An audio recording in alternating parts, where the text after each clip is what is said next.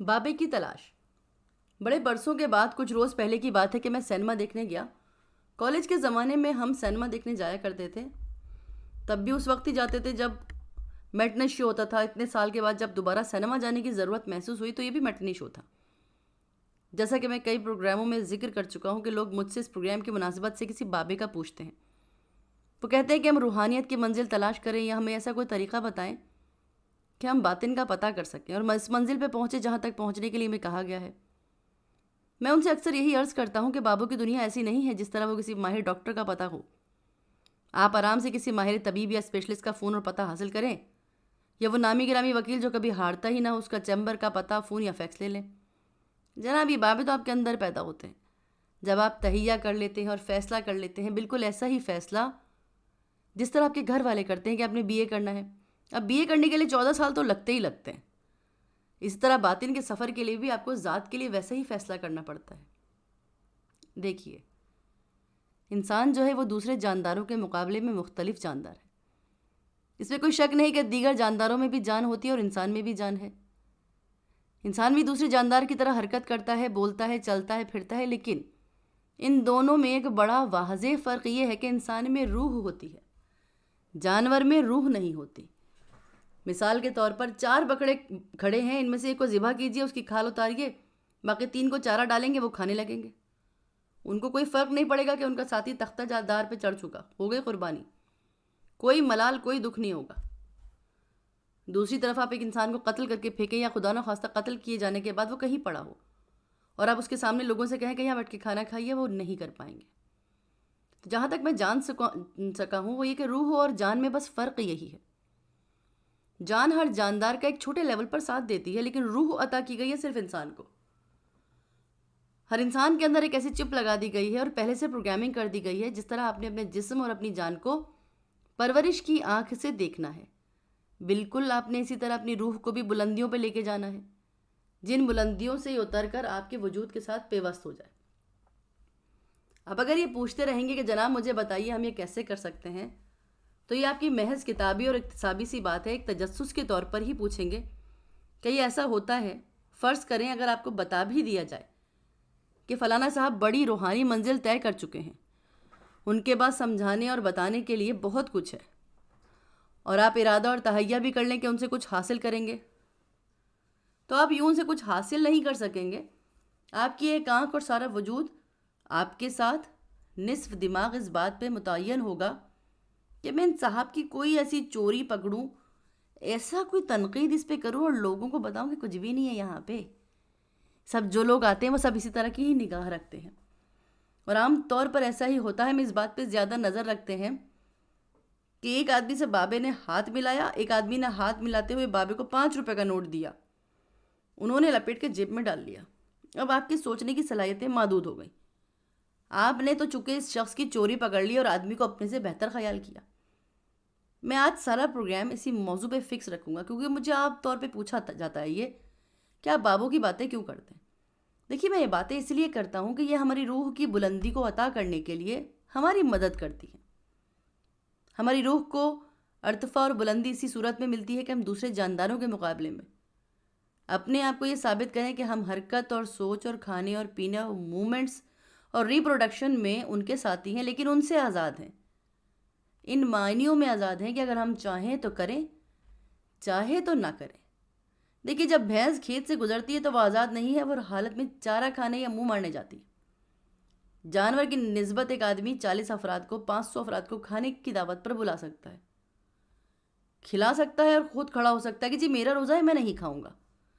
وہ روزے سے نہ بھی ہو تب بھی وہ ضروری خیال کرے تو کھائے، نہ چاہے تو نہ کھائے۔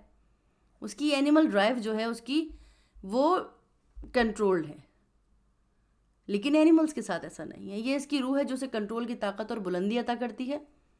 اس لیے اگر آپ مجھ سے بار بار یہ اصرار کریں کہ جی آپ کو وہ رستہ بتایا جائے جس کی معرفت آپ ایسے آدمی سے ملاقات کر سکیں جو آپ کی روح کی سر بلندی میں آپ کی مدد کرے، تو اس حوالے سے میں یہ عرض کروں گا، آپ کو آنکھ کھول کے رکھنی ہے اور منہ بند کر کے رکھنا ہے۔ ایک مرتبہ سمندر کے اندر ایک چھوٹی مچھلی نے بڑی مچھلی کو روک کر کہا، آپا مجھے بتاؤ سمندر کہاں ہے، میں بڑی پریشان پھرتی ہوں، مجھے سمندر نہیں ملتا، میں نے سمندر کا لفظ بہت سنا ہے۔ بڑی مچھلی نے کہا، جناب ہم دونوں کھڑی ہیں، یہ سمندر ہے۔ چھوٹی مچھلی بولی، واہ آپا، میں تو سمجھتی تھی آپ بڑی سیانی ہیں، آپ نے بھی وہی بات کی جو سب کرتے ہیں۔ یہ پانی ہے، پانی، سمندر نہیں ہے، مجھے سمندر کا پوچھنا ہے، آپ کو بھی کچھ نہیں پتہ۔ یہ کہہ کے وہ چل پڑی۔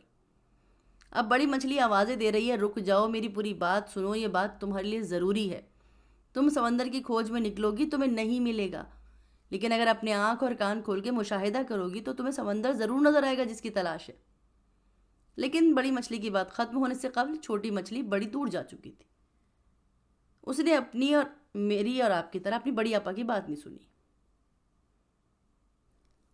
32 سال کے بعد میں نے آپ سے کہا، بلکہ اس سے بھی زیادہ سالوں کے بعد، میں چند روز قبل سینما دیکھنے گیا۔ کڑی دھوپ تھی لیکن میں سینما کے اندر داخل ہوا، آنکھیں چندیائی ہوئی تھی، ہال میں میری سیٹ کہیں قریبی تھی۔ میں اسکرین چلنے سے پہلے ایک صاحب ڈائس پہ آئے، ایک فلم کو انٹروڈکشن دیا اور بتایا کہ جی ہم نے بطور خاص پڑھے لکھوں کو دعوت کی ہے۔ ان صاحب کو جب روشنی کے حالے میں نے دیکھا تو مجھے احساس ہوا کہ کوئی شخص اگر روشنی کے حالے میں آ جائے خود بخود اجاگر ہونے لگتا ہے۔ اب دیکھو، اسے یہ کہنے کی ضرورت نہیں تھی کہ دیکھو میں اپنا آپ ظاہر کر رہا ہوں۔ فلم شروع ہوئی، ہال میں اندھیرا ہو گیا۔ تھوڑی دیر بعد ہال کا دروازہ کھلا، ایک اور تماشائی اندر داخل ہوا۔ میں نے پلٹ کے دیکھا لیکن وہ مجھے نظر نہیں آیا کیونکہ دروازہ بند ہو چکا تھا۔ جب دروازہ کھلا تو اندر آنے والے شخص کا وجود مجھے نظر آیا، تو میں سوچنے لگا یہ آدمی کسی صورت اپنی سیٹ تک تو پہنچ نہیں سکتا۔ لیکن تھوڑی ہی دیر میں ایک ٹارچ جلی۔ اس ٹارچ نے اس شخص کے پاؤں کے اوپر ایک چھوٹا سا ہالہ بنایا۔ وہ اس ہالے کی مدد سے چلتا چلا گیا۔ ٹارچ والا اس کے پیچھے پیچھے آتا گیا، جہاں اس شخص کی سیٹ تھی اس کو بٹھا دیا گیا۔ اس کے بعد میں نے فلم تو کم دیکھی، میں یہ سوچتا رہا اگر کسی شخص کی زندگی میں ایسا حالہ آئے اور کوئی گائیڈ کرنے والا اسے میسر آ جائے تو پھر وہ شخص اپنی منزل پر پہنچ جاتا ہے، پر اس کے لیے ٹکٹ خریدنا پڑتا ہے، سینما کا رخ کرنا پڑتا ہے اور فلم لگنے کے اوقات کا علم ہونا چاہیے۔ دروازہ کھلنا چاہیے تو ٹارچ والا خود بخود آ کے مدد کرے گا۔ آپ کو مدد کے لیے کسی کو پکارنے یا آواز دینے کی ضرورت ہی محسوس نہیں ہوگی، اور جب آپ آوازیں دیتے ہیں، چیخ پکار کرتے ہیں، دنیا داری کے معاملات کے اندر رہتے ہوئے آہو بکا کرتے ہیں، تو وہ ٹارچ والا نہیں آتا۔ اس طرح جب آپ پتے اکٹھے کرتے ہیں، ٹیلی فون نمبر جمع کرتے ہیں، لیکن وہ جو بات بڑی مچھلی نے چھوٹی سے کہی نا، آنکھیں کھول کے رکھو، مشاہدہ بن کر رہو تاکہ تم پر سارے بھید آشکار ہو اور روشن ہو جائیں۔ تو اس مادی زندگی میں جس بار آپ کے دوست آپ کو، عزیز و اقارب آپ کو، وہ جو مادہ پرستی کی بات کرتے ہیں، جی پاکستان میں لوگ مادہ پرست ہو گئے، لوگوں میں پہلی سی محبت نہیں ہے، تو مادہ پرستی کا کھیل صرف پاکستان میں نہیں چلا، ساری کی ساری دنیا اس وقت مادہ پرستی کے چکر میں ہو۔ میں سمجھتا ہوں شاید اتنی بری بات نہیں ہے یہ۔ میں ایک ایسے علاقے میں رہا ہوں، جنما ہوں، پلا ہوں، جہاں سانپ بہت ہوتے تھے، کلر کے سانپ بکثرت پائے جاتے تھے۔ ہم بچپن میں جا کر یا ویرانے اور گرے پڑے گھروں میں سانپوں کی کیچلیاں اکٹھی کرتے تھے۔ دیکھیے، آپ کو پتہ ہے شاید سانپوں کی کیچلیاں کیا ہوتی ہیں؟ سانپ ایک خاص وقت پر سو جاتا ہے اور اس کے جسم کے اوپر سے ایک پلاسٹک کی شاپر کی طرح باریک کھال یا کھیچلی چڑھاتی ہے اور اس پر سانپ کے نقش و نگار جو ہیں وہ ٹرانسفر ہو جاتے ہیں۔ اچھا، اور سانپ ایک خاص عرصے کے اندر اس کیچلی کے اندر رہ کے اپنی ہائبرنیٹ کرتا ہے، تب وہ نہ سانس لیتا ہے نہ کھاتا ہے، بلکہ مردہ یا بے سود ہو کے پڑا رہتا ہے۔ اب میں اس اکنامک ورلڈ میں جب بھی اس کیچلی کو دیکھتا ہوں کہ میں سوچتا ہوں کہ ہم سانپ ہیں وہ جو پیسے کی دوڑ کے اندر اپنے بدن پہ کیچلی چڑھا کر خاموش پڑے ہیں، بے حس و حرکت، ہمارا کوئی بس نہیں چلتا۔ ہمیں جو ہے گڈس کنزیومر بنانے والی کمپنیاں جیسے چاہیں استعمال کرتی ہیں۔ خواتین و حضرات، جس بات سے آپ خوف زدہ ہیں زیادہ دیر تک نہیں چل پائے گی، کیونکہ ایک وقت ایسا آئے گا جب آپ کو اپنی گروتھ کے لیے اس کیچلی کے اندر سے نکلنا پڑے گا۔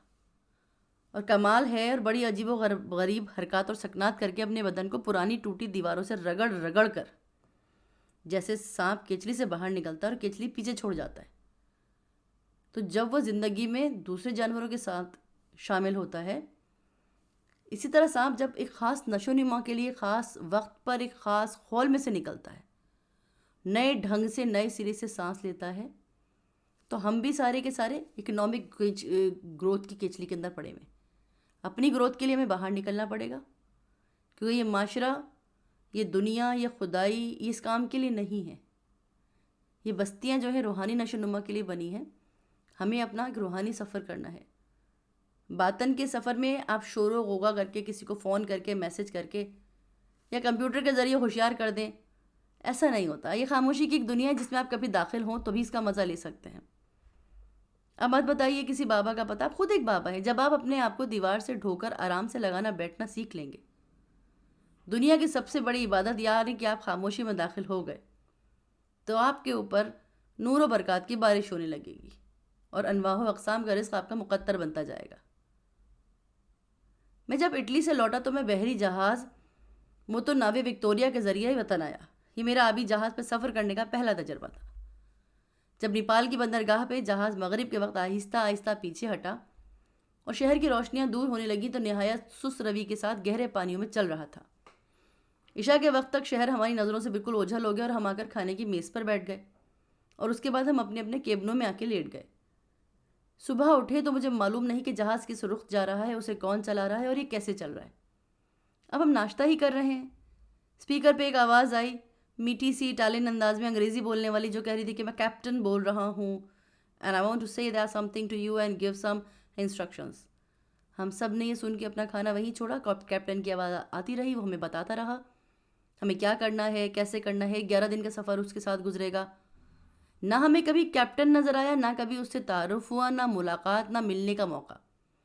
ایک آواز تھی جو آتی تھی اور زندگی کے نئے مراحل میں داخل کر جاتی تھی۔ میں اس وقت جب بہت طوفانی سمندر سے جہاز گزر رہا تھا تو میں نے سوچا ایک اور بھی کشتی ہے جس کو ہم دنیا کی کشتی کہہ سکتے ہیں۔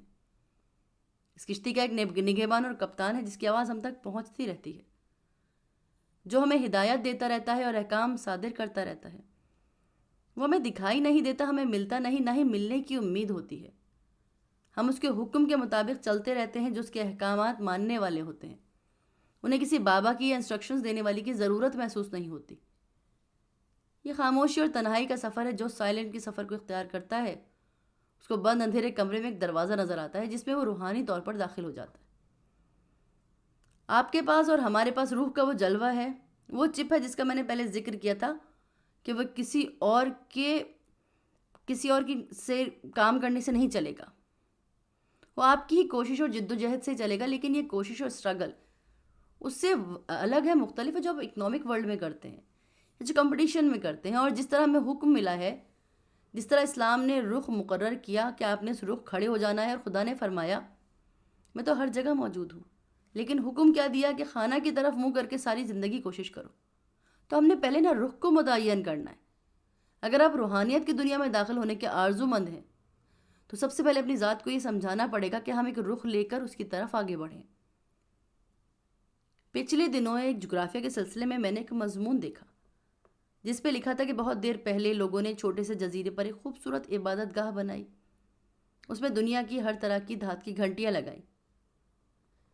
اب وہ گھنٹیاں ہوا کے چلنے سے بچتی تھیں۔ پھر ایک وقت ایسا آیا کہ جزیرہ آہستہ آہستہ زیر آب آ گیا۔ وہ مندر یا عبادت گاہ پانی کے آغوش میں آ کے ختم ہو گئی۔ کچھ پرانے لوگ بتاتے ہیں کہ اب بھی وہاں پانی کے اندر سے گھنٹیوں کی آواز آتی ہے۔ جو سننے والے کان رکھتے ہیں انہیں وہ آواز اب بھی صبح شام آتی ہے۔ لیکن سننے والوں کا کہنا یہ ہے کہ اگر ان گھنٹیوں کی آواز سننے کے لیے سمندر کی آواز سے آپ کو ہم آہنگ ہونا پڑے گا۔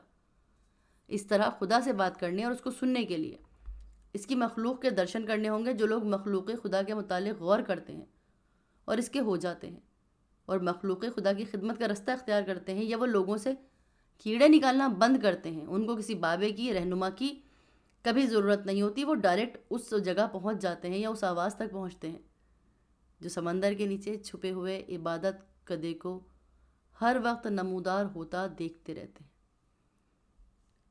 خدا آپ کو آسانیاں عطا فرمائے، آسانیاں تقسیم کرنے کا شرف عطا فرمائے۔ اللہ حافظ۔